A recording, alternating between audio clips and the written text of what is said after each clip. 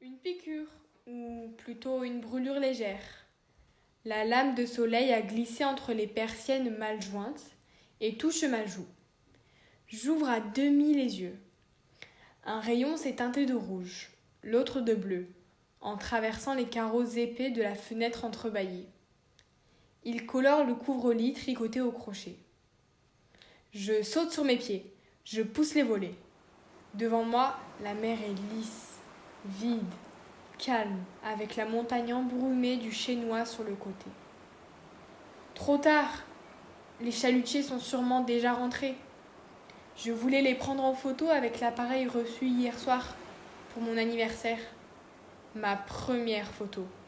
Il fallait qu'elle soit unique, comme le début de quelque chose, avec mon bateau préféré, l'Astarté, en plein milieu.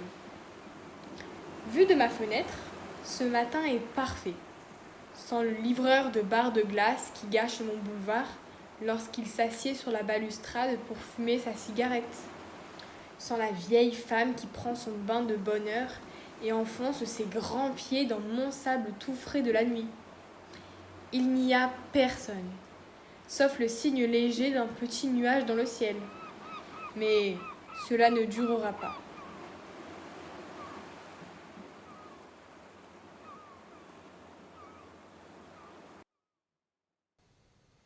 Je me détourne de la mer. En face de mon lit aux surpattes, sur la cheminée où je n'ai jamais vu la moindre flambée, une petite statue de Jeanne d'Arc, en plâtre, brandit un étendard. Je ne sais pas ce qu'elle fait là. Je crois que ma grand-mère ne le sait pas non plus. Cette statue, je l'aime bien le matin, mais pas au début de l'après-midi. D'ailleurs, je n'aime rien à l'heure de la sieste, lorsqu'il fait tellement chaud dans la maison silencieuse, ni le soir, dans les ombres de la chambre mal éclairée. Finalement, à Castille, tout va bien le matin.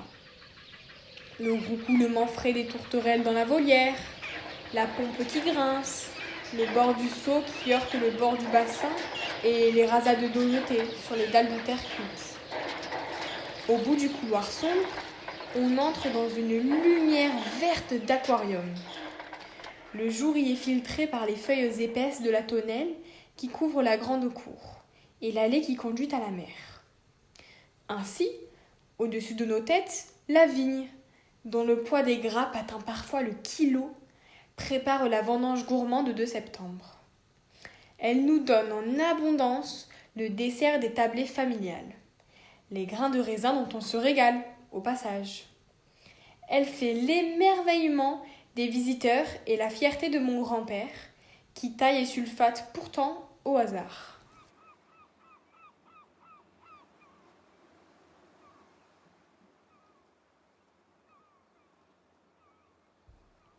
Comme chaque matin, mon petit déjeuner m'attend sur la table de bois repeinte 20 fois.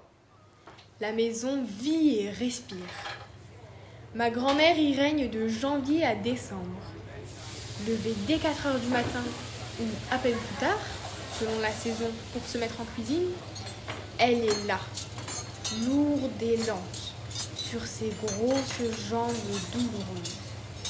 Tant qu'elle sera là, les oranges macéreront dans le vin qui attendra 40 jours avant d'être mis en bouteille. Les oreillettes frétiront dans l'huile bouillante. La mounasse sera pétrie en son temps et lèvera sous ses chiffons de laine. Tant qu'elle sera là, les terrines et les confitures s'aligneront sur les étagères. Et le mérou endimanché sera servi aux invités sur son apleron brodé. Oui, aussi longtemps qu'elle sera là, la petite cloche de l'entrée carillonnera pour annoncer l'ami et le voisin, qui ne repartira pas sans un pot de ceci ou un pot de cela. Autrefois, dans le Cerçou, Marie était délicate et agile. Elle défendit sa ferme avec son fusil et mena la moissonneuse pendant que son mari, lui, était à la guerre dans les Dardanelles. C'était il y a longtemps, c'était une autre vie. Elle n'en parle jamais. Ce sont les autres qui racontent. En 1920, le typhus fit d'elle cette femme obèse, qui ne se résout toujours pas à demander de l'aide et n'encombre pas les autres de ses malheurs et de ses peurs. Pourtant, elle doit bien en avoir. Nous, les petits-enfants, n'en savons rien. Nous n'y pensons pas, mais par mimétisme sans doute, nous essayons de nous tenir à niveau lorsque nous sommes chez elle. Nous soignons discrètement nos plaies et nos bosses, sans nous plaindre. Sous son regard noisette, qui n'est pas tendre, nous apprenons les rudes leçons de la liberté qu'elle ne nous limite pas.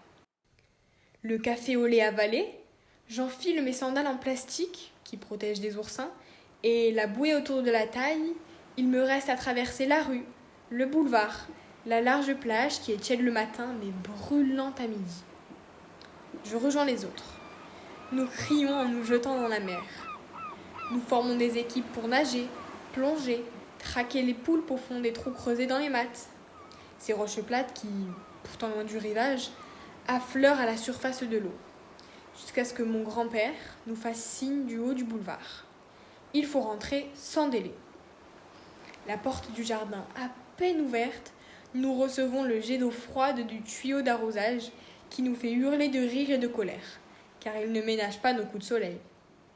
C'est notre boulevard. Nous n'aimons pas l'intrusion des adultes, qu'il s'agisse des pêcheurs, faisant sécher leurs filets sur des centaines de mètres et qui nous privent de notre piste de patinage, ou des familles qui vont et viennent en fin d'après-midi pour prendre le frais et surtout pour se montrer, comme disent les mauvaises langues. Qu'il s'agisse des amoureux, que l'aîné de notre bande imite, baissant les paupières et grattant une mandoline imaginaire pour se moquer de ce qu'il appelle leur regard de merlan frit. Le soir tombe vite, derrière nos fenêtres, sur le grand trou sombre de la mer. Fatigués, maussades et silencieux, nous pensons à nos parents qui sont à Alger, sans nous, dans l'appartement qui domine la ville. Tout d'un coup, les lumières et les navires éclairés qui entrent dans la baie nous manquent. Jeanne d'Arc me semble si triste, mais je ne pleure pas. On ne pleurait pas chez nos grands-parents, même si personne, jamais, ne nous l'avait interdit.